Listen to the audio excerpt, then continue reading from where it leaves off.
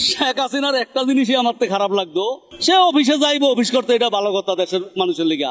অফিসে যাইতে আর 1 ঘন্টা আগে রাস্তা বন্ধ করতে হবে কি লিগা?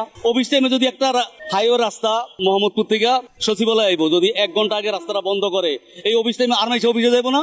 40 মিনিট 50 মিনিট আগে এই রাস্তাগুলি বন্ধ করে দিত। আমরা সিএনজি ওয়ালারা পারবে বা উড়ে বয়ে থাকতাম, প্রধানমন্ত্রী যাইবো এর পরে আমাকে ছাড়বো 10 মিনিট পরে। আর এখন তারেক যে কোনান দিয়ে যায় আমরা দেখি না।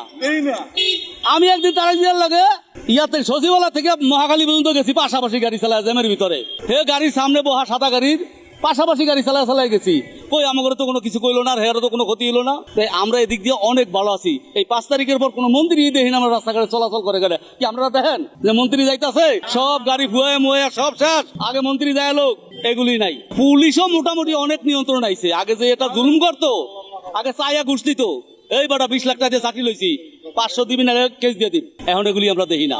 আছে 2-1 খারাপ আছে, খারাপ তো থাকবোই 2-1, তারপরও বহুত ভালো আছে। তারেক রহমান কাছে একটা জিনিস দাবি করব, এই যে জলাবদ্ধ, এটা তো আমরা এই একসাথে আমল থেকে দেখেছি, এটা কেউ শেষ করতে পারবো না। তবে বৃষ্টি হইলে দ্রুত যে পানিটা নামিয়ে যায় তার ড্রেন দিয়া, এইটার জন্য জায়গায় জায়গায় যে ম্যানুয়ালের ঢাকনাগুলি এগুলি পরিষ্কার রাখতে হইব। পানিটা যে দ্রুত নামতে পারে, হয়তো বৃষ্টি হয়েছে আধা ঘন্টা ভিতরে পানিটা নামিয়ে যায়। এখন তো পানি দেখা গেছে কালকে বৃষ্টি হয়েছে, অন্য পানি আছে, নামতারে না। এটা সবচেয়ে বেশি দোষ দিব আমি পলিথিনের। আমি নিজেই ভালো না, এই যে দুটো বাদাম খাইতাছি, এই পলিথিনটা আস্তে হালাই দিব, এইটা যাইয়া ড্রেনটা আটকে দিব। আমার হিসাবে পলিথিন বন্ধ লেগে আরো সরকার উদ্যোগ নিছে, তবে এটা বন্ধ করার দরকার বাংলাদেশের একেবারে দ্রুত।